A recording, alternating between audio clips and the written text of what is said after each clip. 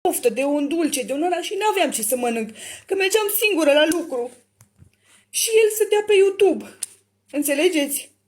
Am mers la lucru ca el să stea pe YouTube ca să ajungă și el ce este în ziua de astăzi. Că altfel el nu ajungea să fie cine e acum și să facă banii care face acum dacă eu nu mergeam la muncă și el să stea pe YouTube. Înțelegeți?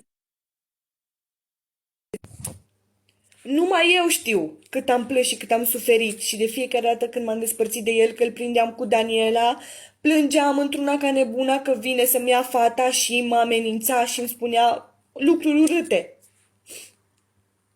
În fine, haideți că ies, nu mai stau.